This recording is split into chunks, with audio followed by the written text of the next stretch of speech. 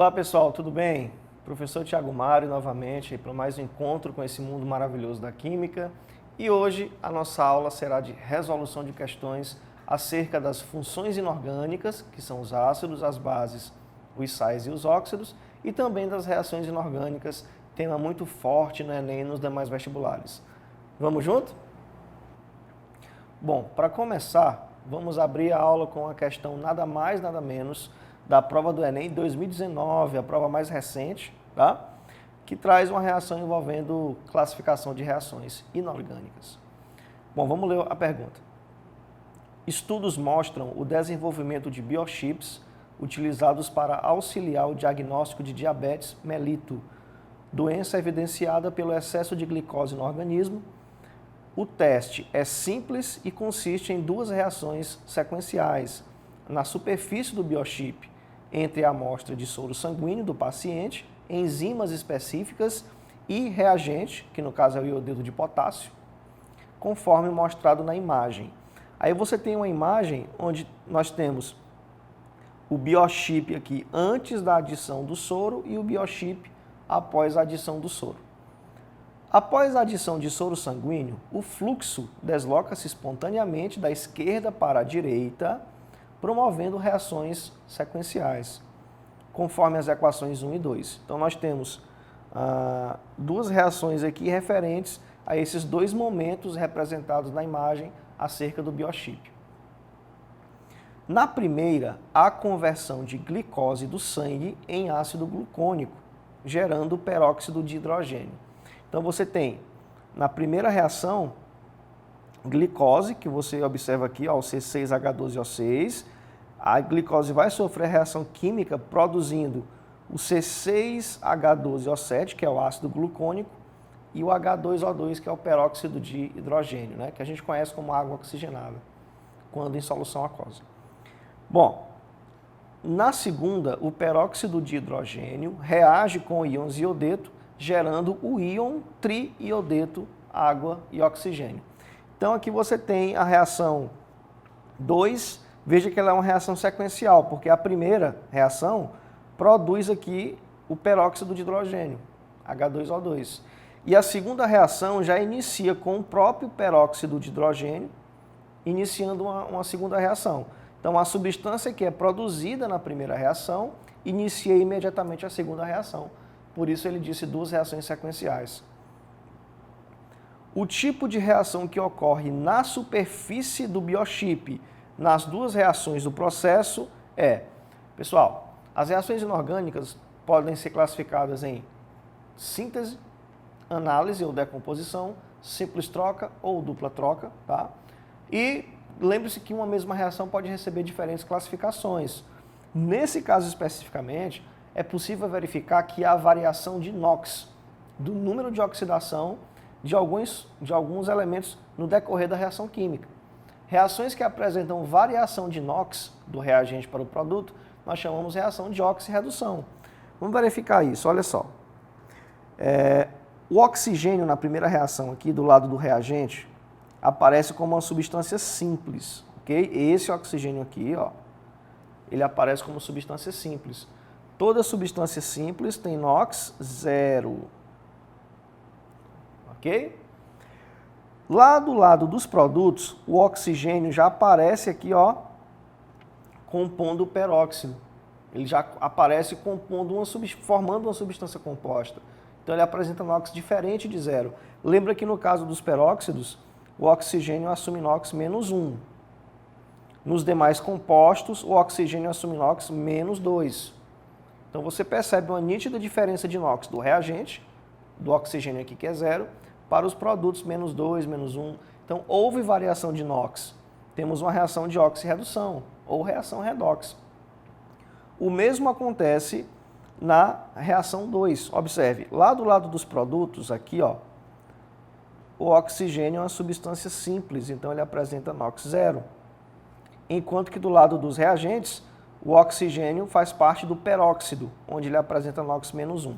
Então, em ambas as reações, nós temos variação de NOx, temos aí uma reação de oxirredução, gabarito, letra C. Tá vendo como é tranquilo? Tá vendo como aqui no replay você desvenda aí com tranquilidade essas questões? Mas vamos fazer mais uma. Bom, essa aqui é da prova de 2018, hein? Olha só. O manejo adequado do solo possibilita a manutenção de sua fertilidade à medida que as trocas de nutrientes entre a matéria orgânica, água, solo e o ar são mantidas para garantir a produção.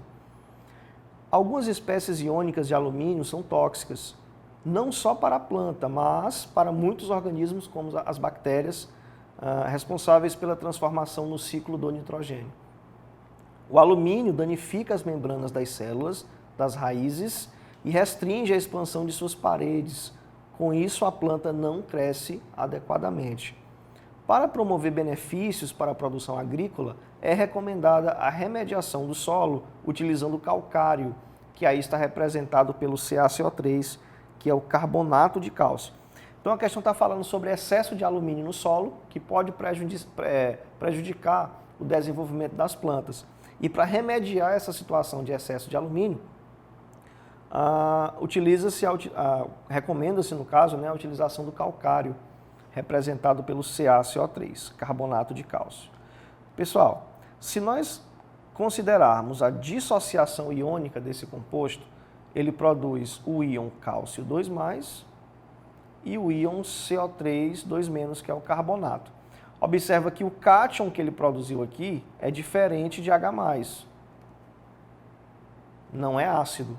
E o ânion que ele produziu é diferente de OH-, então não é uma base.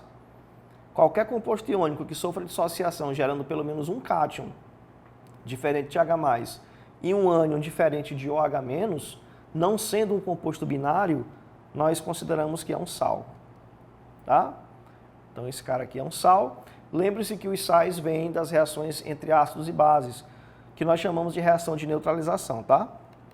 Quando você coloca um ácido para reagir com uma base, você vai produzir um sal e moléculas de água. Ok?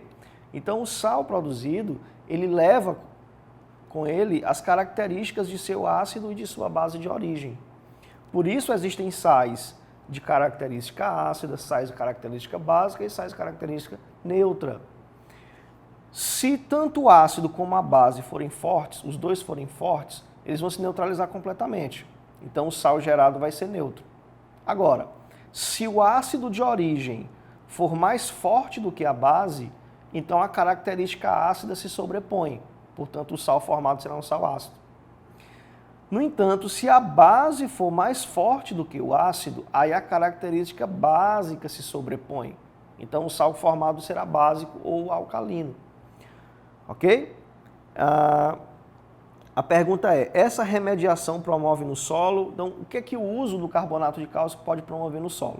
Você pode responder a essa pergunta analisando as características ácidas ou básicas do sal CaCO3. Bom, repetindo a dissociação iônica do sal, veja só, CaCO3 produzindo cálcio 2+ e CO3 2-, beleza? O cátion de um sal é sempre derivado de uma base. E o ânion do sal é sempre derivado de um ácido. O CO3 2- vem do ácido carbônico, que é um ácido fraco. E o cálcio 2+ vem da base hidróxido de cálcio, que é uma base mais forte do que o ácido carbônico. Então esse sal é gerado por uma base que era mais forte do que o ácido correspondente. Então é um sal de característica básica, o sal alcalino. Isso imediatamente já responde a questão, olha o gabarito aí, ó, letra E. Aumento da sua alcalinidade, tornando os íons alumínios menos disponíveis. Você vai aumentar a alcalinidade uma vez que o sal tem característica básica, característica alcalino. Lembra lá, metais alcalinos e metais alcalinos terrosos, formadores de bases e de compostos de característica básica.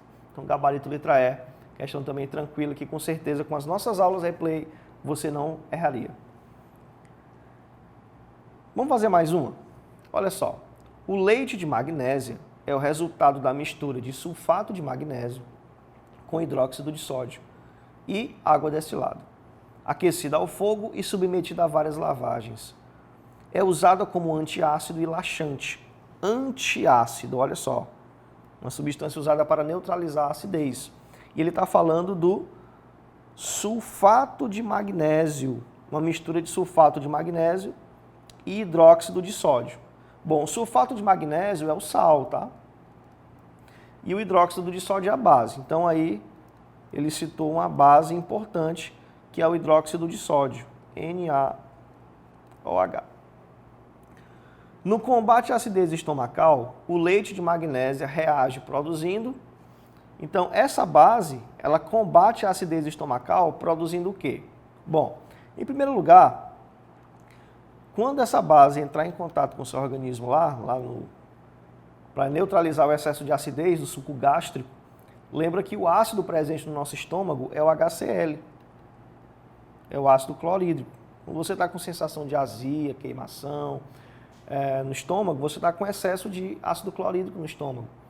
Então, o leite de magnésio é usado para neutralizar esse excesso de acidez. E que tipo de produto isso poderia formar? Bom, reações entre ácido e base geram sais. Vou ter a formação de um sal aí. E como é que se processa essa reação? Veja só. Observa só. A base libera OH-, não é isso? Liberando o OH-, vai sobrar o íon Na+. Ao passo que o ácido libera H+, ó. Vai sobrar o íon Cl-. Esse parzinho OH- e H+, sempre se combinam, ó, para formar o quê? Água. E os íons aqui que sobram também se combinam para formar o quê? O sal. Beleza? Então, H+ com OH- formaria a molécula de água, que seria um produto da reação. Esses outros íons de baixo vão se unir para formar o sal. No caso, NaCl, cloreto de sódio, que a gente conhece aí no dia a dia como sal de cozinha, um sal neutro, tá? Então, o sal seria o cloreto de sódio NaCl, você marcaria tranquilamente letra C, beleza? Olha que questão show! Para finalizar essa aula, vamos fazer uma questão do Enem de 2016? Veja só, em meados de 2003, mais de 20 pessoas morreram no Brasil após terem ingerido uma suspensão de sulfato de bário, utilizada como contraste em exames radiológicos. O sulfato de bário é um sólido pouquíssimo solúvel em água que não se dissolve mesmo na presença de ácidos. As mortes ocorreram porque um laboratório farmacêutico forneceu produto contaminado com carbonato de bário, que é solúvel em meio ácido. Um simples teste para verificar a existência de íons bário solúveis poderia ter evitado a tragédia. Esse teste consiste em tratar a amostra com solução aquosa de HCl, após filtrar para separar os compostos insolúveis de bário. Adiciona-se a solução aquosa de ácido sulfúrico sobre o filtrado e observa-se por 30 minutos. A presença de íons bários solúveis na amostra é indicada pela... Bom, como é que você ia perceber a presença de íons bário solúveis? Olha só, segundo a pergunta, ele mencionou, veja bem, um teste simples para verificar a existência de íons bário solúveis poderia ter evitado essa tragédia. Bom, nesse trecho da pergunta, ele diz que as mortes ocorreram porque um laboratório farmacêutico forneceu produto contaminado com carbonato de bário, que é solúvel em meio ácido. Então, veja só, o carbonato de bário, pessoal, é o BaCO3. Como ele é solúvel, ele vai sofrer a dissociação, gerando os íons bário 2+, e CO3 2-. Ok? Esse carbonato de bário solúvel é perigoso porque ele libera esses íons bário na corrente sanguínea. Então, a maneira de verificar que existia esses íons na corrente sanguínea seria colocar o sistema para reagir com uma solução aquosa com presença de H2SO4, ácido sulfúrico. Como é que se processaria essa reação? Ao colocar isso aí para reagir com ácido sulfúrico, eu teria H2SO4, que é o ácido sulfúrico, libera 2 íons H+, e o ânion sulfato, SO4, 2-. E aí a combinação dos íons bário liberado pelo carbonato de bário com o sulfato do ácido sulfúrico, essa combinação iria gerar o BaSO4, sulfato de bário, que tem baixíssima solubilidade em água. A gente pode considerar como insolúvel.